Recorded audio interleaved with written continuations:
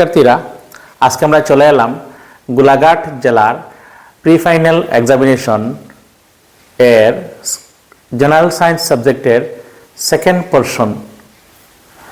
এই ভিডিওতে আমরা কভার করব কোয়েশ্চন নাম্বার 26 থেকে আরম্ভ করে 66 অবধি। প্রথম প্রশ্নটি হচ্ছে, ফিগার শোজ এ রে diagram of light as it travels from medium 1 to medium 2. Refractive index of the medium 2 relative to the medium 1 is. তো এখানে আমরা দেখতে পাচ্ছি এই ছবির মধ্যে যে একটা আলোক রশ্মি মিডিয়াম 1 থেকে মিডিয়াম 2 তে যাচ্ছে। তো এখানে যেহেতু মিডিয়াম 1 থেকে মিডিয়াম 2 তে ক্রস করার পর আলোক রশ্মি অবিলম্বের দিকে ব্যান্ড হয়ে গিয়েছে। তো আমরা এখানে দেখতে পাচ্ছি আলোক রশ্মি প্রথম মাধ্যম থেকে দ্বিতীয় মাধ্যমে যখন পার হয়েছে তখন অবিলম্বর দিকে ব্যান্ড হয়ে গেছে। এখানে দেওয়া আছে সেটা যেহেতু আপতিত রশ্মি ইনসিডেন্স রে আর এটা অবিলম্ব, তো এটা angle of incidence. Angle of incidence দেওয়া আছে 60 ডিগ্রি আর অ্যাঙ্গেল অফ রিফ্লেকশন দেওয়া আছে 30 ডিগ্রি। আমরা কি করতে হবে? We have to find out the refractive index of the medium 2। এই মিডিয়ামের রিফ্র্যাক্টিভ ইন্ডেক্স বের করতে হবে উইথ রেসপেক্ট টু মিডিয়াম 1। তো আমরা দেখব কিভাবে সেটা করব। আমরা জানি স্নেলের সূত্র পেয়েছি। From Snell's law we can say that sin i by sin r equal to a constant, that was Snell's law. So আমরা কিভাবে এটা সলিউশন দেব? According to Snell's law, sin i by sin r equal to constant. ঠিক আছে, তো যেহেতু এখানে কি হচ্ছে, এখানে মিডিয়াম 1 আর মিডিয়াম 2 আমাদের বের করতে হবে যে মাধ্যম 2 এর প্রতিসরাঙ্ক, অর্থাৎ refractive index of the medium 2, এই মাধ্যমের প্রতিসরাঙ্ক আমরা বের করব এই মাধ্যম সাপেক্ষে। তো আমরা এইভাবে লিখব সেটাকে, n1 by n2 will be equal to sin i by sin r। তো এবার আমরা কি করব? ভ্যালু বসিয়ে দেব। sin i মানে অ্যাঙ্গেল অফ ইনসিডেন্স কত আছে? sin i এর জায়গায় হবে sin i by sin r, তো sin 60 ডিগ্রি। আর এখানে হবে sin r কত হচ্ছে? 30 ডিগ্রি, sin 30 ডিগ্রি। এবার আমরা ভ্যালু বসিয়ে দেব। sin 60 হচ্ছে √3/2 আর sin 30 হচ্ছে হাফ, 1/2। আমরা যদি এটাকে ইয়ে করি তো √3/2 ইন্টু 2/1 ডিভাইড করলাম, কত হলো? আনসার হবে √3। তো আনসার কত বের হলো? √3। তার মানে কারেক্ট অপশন কত হলো? অপশন বি হচ্ছে কারেক্ট। এবার আমরা দেখব কোয়েশ্চন নাম্বার 27 কি আছে। 27 এ লেখা আছে, the main constituent of biogas is option A methane, B hydrogen, C carbon ডাই অক্সাইড আর ডি হচ্ছে হাইড্রোজেন সালফাইড। আমরা জানি বায়োগ্যাস বা জৈব গ্যাসের মূল উপাদান বা মেইন কম্পোনেন্ট হচ্ছে methane. So correct option will be option A methane. Question number 28 হচ্ছে, ম্যাচ দ্য ফলোয়িং। নিচেরগুলোকে আমরা এই সাইডের সঙ্গে এই সাইড ম্যাচ করব। প্রথমে এ হচ্ছে genetic changes, independent inheritance, natural selection, artificial selection. এই দিকে আছে Mendel, survival of the fittest, wild cabbage আর ডিএনএ কপিং। তো আমরা এখন দেখব যে এই সাথে কোনটার সঙ্গে এটার মিল আছে, এই দিকের ওই দিকের সঙ্গে মিল থাকতে হবে। তো প্রথমে দেখি জেনেটিক চেঞ্জেস। জেনেটিক চেঞ্জেস কী কারণে হয়? সেটা ডিএনএ জেনেটিক চেঞ্জেস হয় ডিএনএ কপিংয়ের জন্য। তো এর সঙ্গে এটার মিল আছে, অর্থাৎ এটা মিল আছে। আমরা 2 নম্বরে আমরা দেখতে পাচ্ছি ইন্ডিপেন্ডেন্ট ইনহেরিটেন্স। ইন্ডিপেন্ডেন্ট ইনহেরিটেন্স আসলে মেন্ডেলের থার্ড ল, যেটা যে সেই মেন্ডেলের থার্ড ল অনুযায়ী, তো এটা আসলে এটার সঙ্গে মিল আছে। ন্যাচারাল সিলেকশন আমরা জানি সাধারণত for the survival for the fittest, আর আর্টিফিশিয়াল সিলেকশন ফর কেবেজ। কেবেজের বিভিন্ন ভ্যারাইটি ওয়াইল্ড কেবেজ থেকে আর্টিফিশিয়াল সিলেকশনের মাধ্যমে কী করা হয়েছে? সিলেকশন করা হয়েছিল। তো আমরা দেখতে পেলাম কার সাথে কার মিল আছে। এখন এই অপশনগুলোকে আমরা মিলিয়ে দেখব। এখানে কি আছে, এর সঙ্গে 2, তো আমরা জানি এর সঙ্গে কত আছে 4, তো আমরা দেখব এর সঙ্গে 4 কোনটা, দেখুন লেখা আছে এ 4, তারপর বি হচ্ছে 1, এই দেখুন লেখা আছে বি হচ্ছে 1, সি হচ্ছে 2, সি 2, আর ডি হচ্ছে 4, তো ডি এর 4 এর সঙ্গে মিল আছে। তো আমরা এখন যদি দেখি তো সেটার কারেক্ট অপশন হবে এইটা, অর্থাৎ অপশন সি। এবার আমরা কোয়েশ্চন নেব, question number 29, acetic acid is added to A solid x kept in a test tube, অর্থাৎ একটি টেস্ট টিউবে একটি ম্যাটেরিয়াল বা পদার্থ রাখা আছে, তার নাম হচ্ছে এক্স, তার সাথে অ্যাসিটিক অ্যাসিড যোগ করা হলো, তারপর কি হলো, a colourless and odourless gas was evolve, এর ফলে কি হয়, রংহীন এবং গন্ধহীন ওয়াই গ্যাস উৎপন্ন হয়।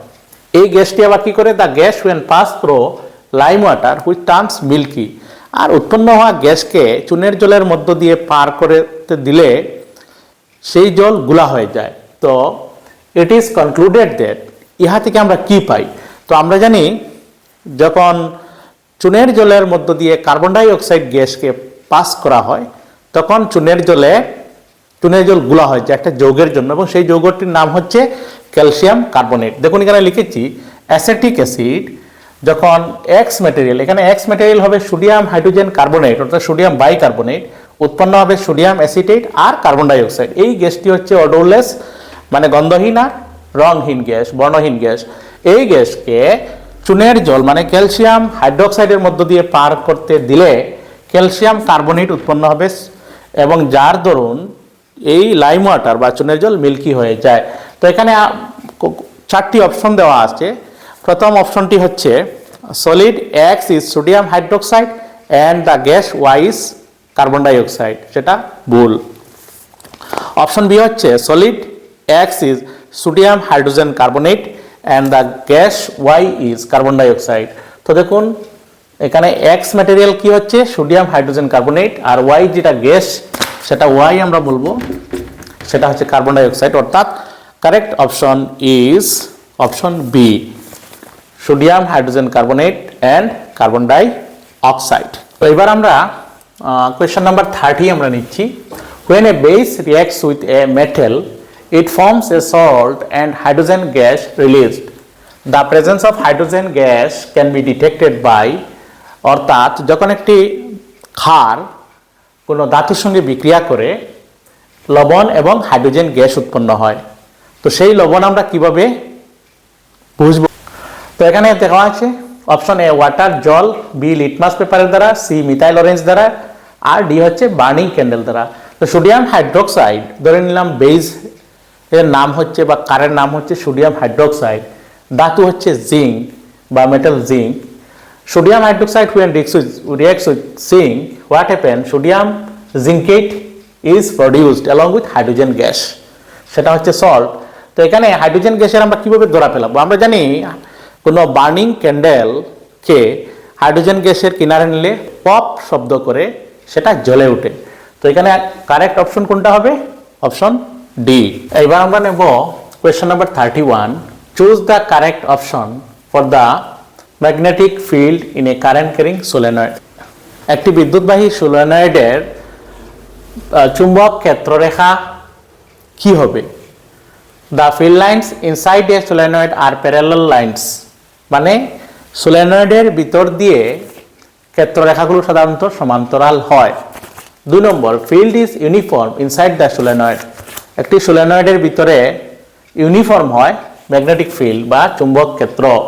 আর 3 নম্বর বলছে the polls of the 2 ends of the solenoid remain unchange even after changing the direction of current, একটি সোলেনয়েডের 2 প্রান্ত আনচেঞ্জ মানে পরিবর্তন হয় না যদিও বিদ্যুৎ প্রবাহের দিক পরিবর্তন করা হয়। তো এখানে কারেক্ট অপশনগুলো কোনগুলো? আমরা এখন দেখতে পাচ্ছি field lines inside the solenoid are parallel, মানে সোলেনয়েডের ভিতর দিকে তাকা ক্ষেত্ররেখা সমান্তরাল, সেটা শুদ্ধ।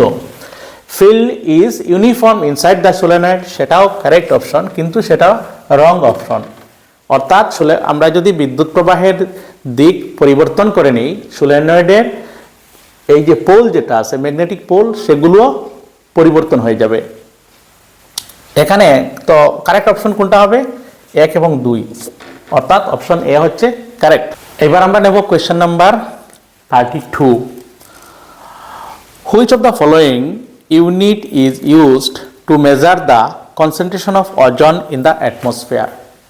বায়ুমণ্ডলে থাকা ওজন মাপার জন্য নিচের কোনটি একক ব্যবহার করা হয়? Option A Dobson, option B ppm, option C ppb and option D millimetre.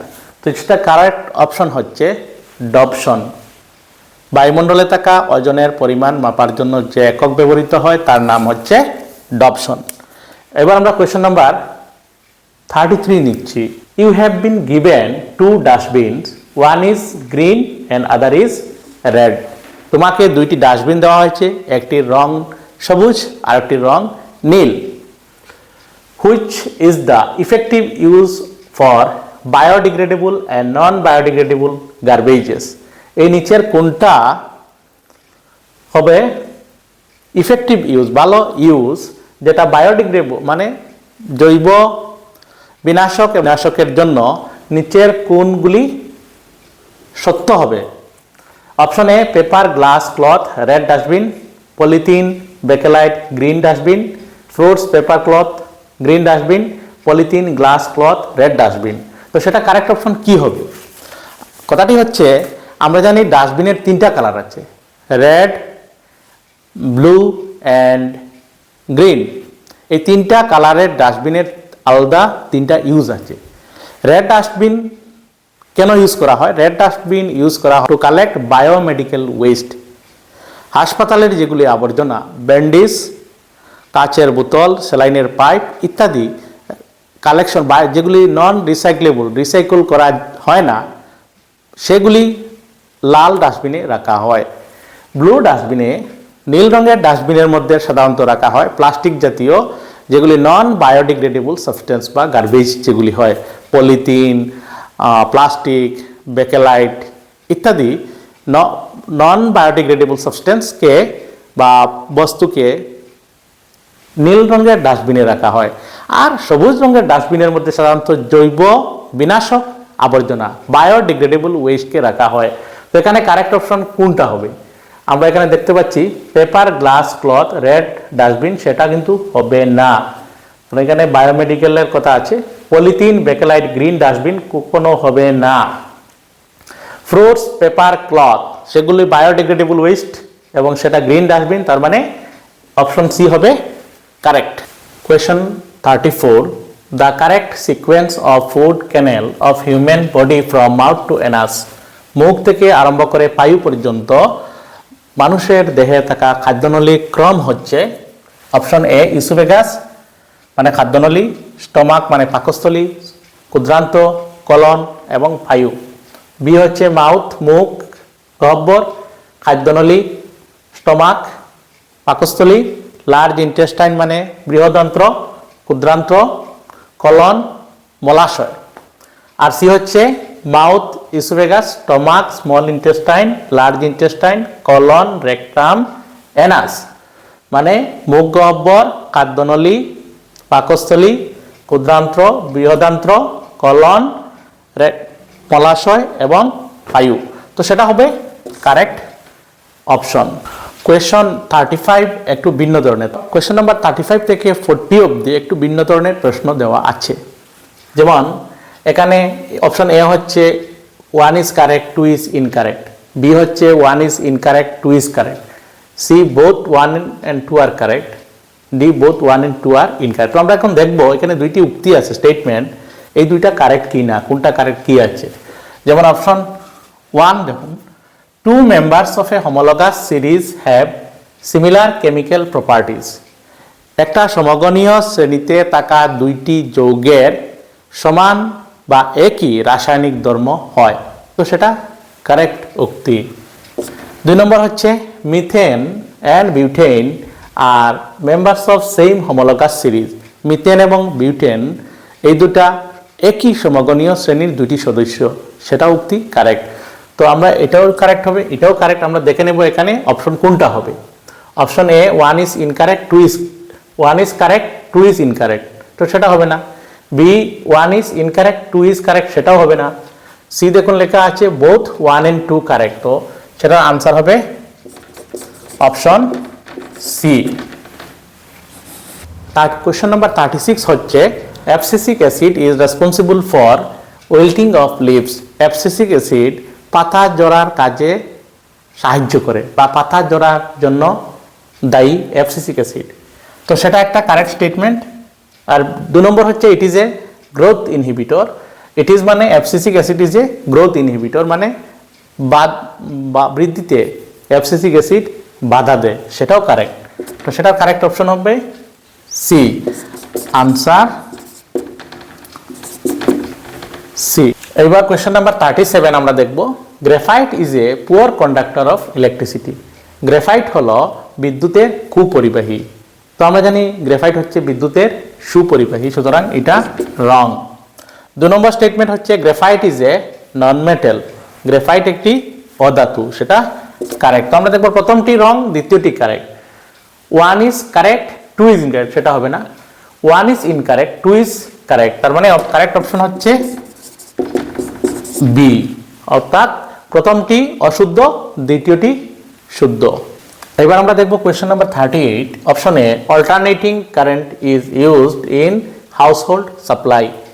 পরিবর্ত current আমাদের গৃহ বর্তনীতে ব্যবহার হয়, তো সেটা শুদ্ধ বা কারেক্ট স্টেটমেন্ট।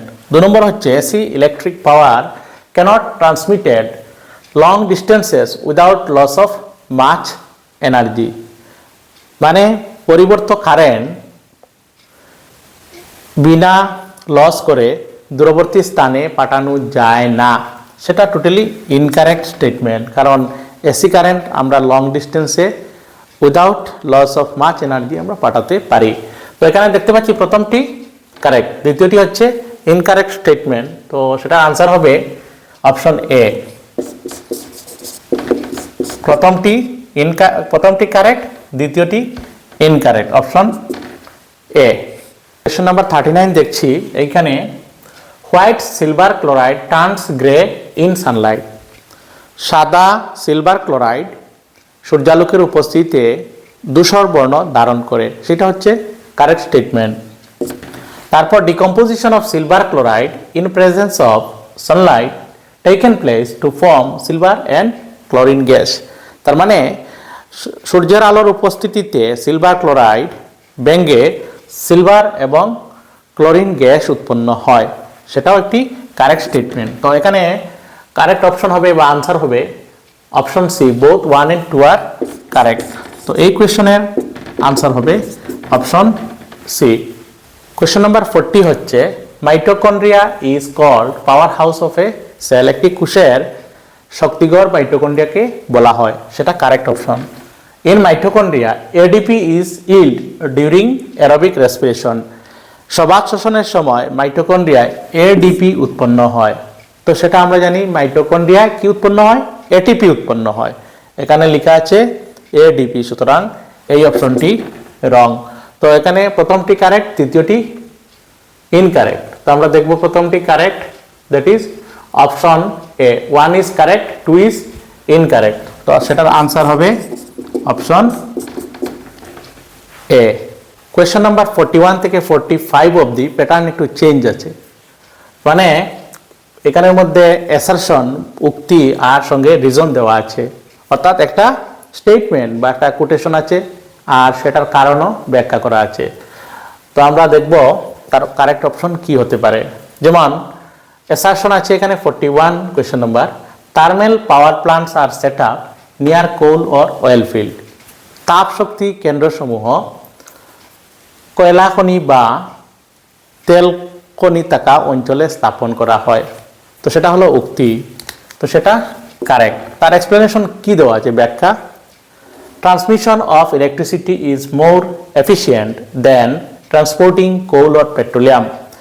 কয়লা অথবা পেট্রোলিয়াম পরিবহনের থেকে বিদ্যুৎ পরিবহন সহজ হয়, তো সেটা সঠিক ব্যাখ্যা, সেটা কারেক্ট। তো আমরা দেখব এখানে কোন অপশনটা এই প্রশ্নের জন্য ঠিক আছে। Option A, both A and R true, মানে এ এবং আর উভয়ই সত্য, and R is the correct explanation of A. মানে আরটা রিজনিং যা দেওয়া আছে সেটা শুদ্ধ ব্যাখ্যা এ এর। তো আমাদের কারেক্ট অপশন হবে অপশন এ, সেটার আনসার হচ্ছে অপশন এ। এবার আমরা দেখব কোয়েশ্চেন নাম্বার 42। অ্যাসারশন আছে wire A is thin in comparison to wire B of same material and same length, then resistance of wire A is greater than resistance of wire B. তার মানে অ্যাসারশনটি এইভাবে হচ্ছে যে একই লেংথের মানে একই দৈর্ঘ্যের এবং একই পদার্থ দ্বারা তৈরি দুটি ওয়্যার এ এবং বি, এ ওয়্যারটি বি ওয়্যারের তুলনায় ছোট যদি হয় তাহলে এ ওয়্যারের রেজিস্ট্যান্স বা রোধ বি ওয়্যার থেকে বেশি হবে। তার কারণ কি ব্যাখ্যা আছে দেখুন, resistance of a conductor is proportional to its cross sectional area. কোনো পরিবাহীর রোধ হলো তাহার প্রস্থচ্ছেদের ব্যস্তানুপাত, অর্থাৎ রোধ যদি বেশি হয় তো প্রস্থচ্ছেদ কম হবে, আর প্রস্থচ্ছেদ যদি বেশি হয় তাহলে রোধ কম হবে। তো আমরা দেখতে পাচ্ছি এই অ্যাসারশনের তুলনায় এই যে এক্সপ্লানেশন বা ব্যাখ্যা সেটা সঠিক, অর্থাৎ এটাও সঠিক এটাও সঠিক। তার মানে এখানে আনসার হবে both A and R are true, মানে অ্যাসারশনও সত্য আর রিজনিংও সত্য। So R is the correct explanation of A. সুতরাং এটা এই কোয়েশ্চেনের আনসার হবে option A. Question number 43 A হচ্ছে অ্যাসারশন হচ্ছে red lights are used for the signal of danger. বিপদ সংকেত দেখানোর জন্য লাল রং ব্যবহার করা হয়। তো সেটা কারেক্ট অ্যাসারশন বা উক্তি। তার রিজনিং কি দেওয়া আছে দেখুন, fog and smog mostly scatter red light.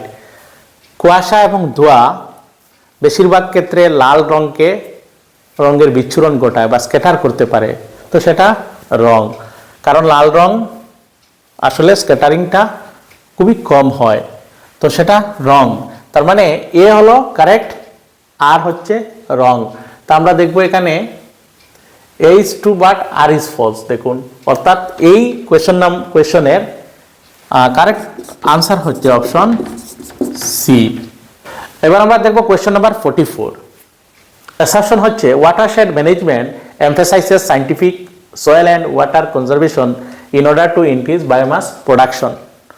মানে জল বিভাজিকা ব্যবস্থাপনার দ্বারা মাটি এবং জল সংরক্ষণ করে জৈববর বৃদ্ধি করা হয়। তো আমরা জানব ওয়াটারশেড ম্যানেজমেন্ট বা জল বিভাজিকা ব্যবস্থা মানে কি। The scientific method of soil and water conservation to increase biomass production is called watershed management. বৈজ্ঞানিক পদ্ধতি ব্যবহার করে মাটি এবং জলের সংরক্ষণের দ্বারা জৈববর উৎপাদন প্রণালীকে বলা হয় ওয়াটারশেড ম্যানেজমেন্ট। তো এই ক্ষেত্রে আমরা যদি সংজ্ঞার সঙ্গে আমরা যদি এটা কম্পেয়ার করি তো এই স্টেটমেন্ট আসলে শুদ্ধ। আর রিজনিং কি হচ্ছে, production of biomass depends on the development of land and water resources. এই উক্তিটা কি সত্য? জৈববরের সৃষ্টি পানি মানে জল এবং মাটির সঙ্গে জড়িত সম্পদ সমূহের বিকাশের উপর নির্ভর করে। তখন আমরা জানতে লাগবে বায়োমাস মানে কি। Biomass, production of biomass depends on the development of land and water resources. So what is that? Biomass বা জৈব ভর। The dead parts of plants and trees and the waste material of animals are called biomass. উদ্ভিদের মৃত অংশ এবং প্রাণীর বর্জ্যসমূহকে বলা হয় বায়োমাস বা জৈব ভর।